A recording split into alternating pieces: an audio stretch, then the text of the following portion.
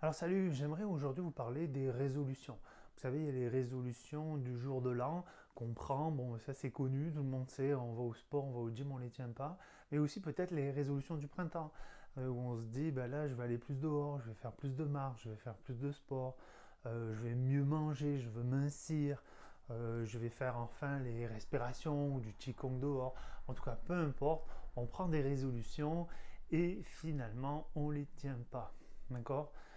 Moi, ça m'arrive beaucoup, par exemple, pour la bouffe, hein, quand tu arrives au printemps, c'est qu'on va aller dehors, qu'on va être plus en t-shirt, etc. Je me dis, oh, je perdrais bien 2-3 kilos. Et là, je commence à faire mes résolutions, et puis finalement, ça ne marche pas. D'accord? Et d'autant plus, lorsqu'on vit du stress, là, c'est encore pire, tout est amplifié. C'est-à-dire que là, le sport arrête, les loisirs avec les amis qui nous détendent, etc., ça arrête. Tout ça, on est juste focusé sur ce qui nous stresse. Et tout ça, ça amplifie avec le stress, hein. Vous devez connaître ça. En tout cas, moi, je connais bien ça. C'est pour ça que je me check là-dessus. Ok, donc, attendez, quelque chose de super simple. Si vous voulez, donc, plus de volonté, d'accord? Hein, du coup, avec plus de volonté, donc on tient les choses plus longtemps et finalement on est fier de soi parce qu'on a réussi, on a perdu le kilo qui était en trop, on fait enfin le sport qu'on voulait et là on va gagner en confiance. Et ça c'est intéressant, plus de volonté, plus de confiance qui va nous amener à des meilleures performances aussi, on va mieux performer, donc on va être plus compétent dans ce qu'on fait.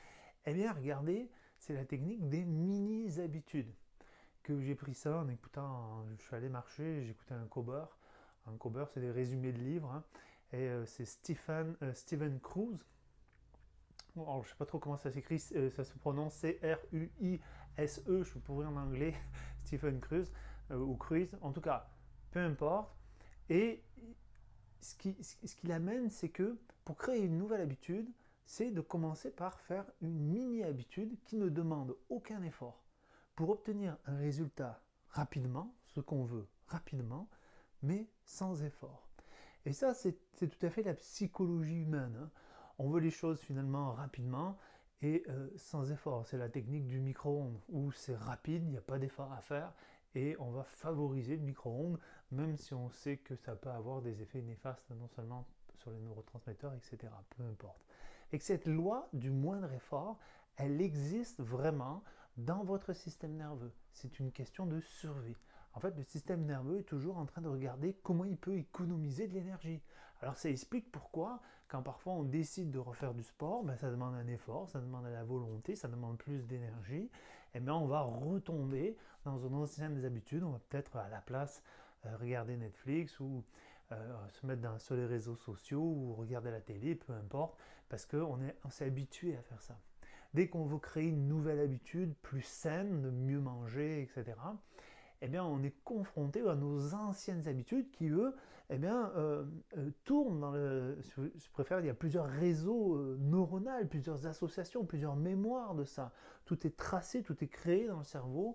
Fait que pour lui, paf, c'est facile. S'il y a un choix à faire entre créer une nouvelle route neuronale, même si ça va amener un grand bien-être, baisser vos stress et votre énergie, mon Dieu, je parle vite, d'accord? Eh bien, il va choisir ce qui est plus facile. Mais on peut le feinter. Alors feinter, c'est marseillais, je ne sais pas si on dit ça au Québec, on peut le feinter avec la mini-habitude. Et je trouve ça génial. Je vous donne un exemple. Par exemple, vous n'aimez pas vos bras, vous voulez faire des pompes. Vous dites, les pompes, ça va faire du bien.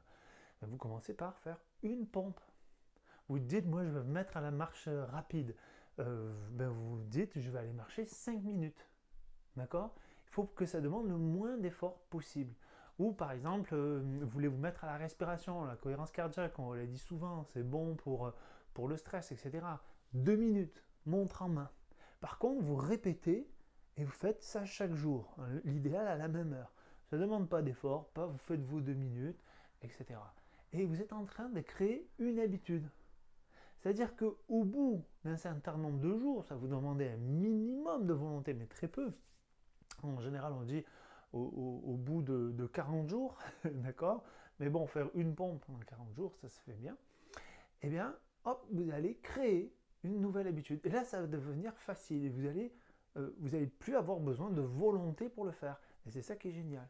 hein, vous allez passer outre la volonté. Ça demande un minimum de volonté et après, on n'en a plus besoin. Et entre vous et moi, si vous vous habillez, vous allez marcher 5 minutes, bah, à un moment donné, je dis, bon, je vais marcher 5 minutes de plus. D'accord? Mais là, ça devient un choix, c'est un plaisir. Donc, je vais marcher un quart d'heure finalement. Vous allez marcher une demi-heure, faire de la marche rapide d'une demi-heure sans même vous en rendre compte. Mais si le lendemain, vous n'avez pas envie, vous savez que c'est juste 5 minutes, ou même 3. D'accord? Et c'est ça qui est intéressant pour installer de nouvelles habitudes saines. Par exemple, moi, avec la bouffe, c'est la cata. Par contre, là, quelqu'un qui m'a dit, bah, écoute, pour réduire ton appétit, puisque tu es musclé et que tu as une forte masse musculaire, ben, prends des protéines végétales entre les repas et pour réguler ton appétit, tu fais ça avec un fruit. Et ça, je me suis dit, ok, c'est une mini-habitude qui ne me demande pas d'effort, je mets ma protéine, je secoue, et ça va m'aider à réguler l'appétit lors des repas. J'ai trouvé ça génial. Lui, il me dit, tu mets avec un fruit. Il me dit, ah, mettre un fruit, c'est encore un effort, il faut le mixer et tout. Et je me dis, hop, je commence par ça. Mais je le fais systématique entre les repas. Clac, clac, clac, clac. Je regarde si ça marche pour moi. Après, tranquillement, à un moment donné, on va rajouter le fruit, on va rajouter ça.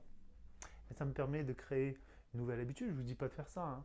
Ça ne correspond peut-être pas du tout, mais c'est pour vous donner une image un petit peu. Donc, la question est la suivante. Quelle nouvelle habitude saine pour vous, vous allez vouloir prendre et quelle est la plus petite chose à faire qui va vous permettre de le faire, de le répéter plusieurs fois, jour après jour, et finalement de l'installer. Ok? Mettez-moi ça en commentaire si vous le souhaitez. Puis si vous avez aimé ce post, ben, likez, partagez à des amis à qui ça pourrait être intéressé, qui pourraient aimer ça et même que ça pourrait peut-être aider. Et si vous n'êtes pas abonné, ben, abonnez-vous. À bientôt, salut!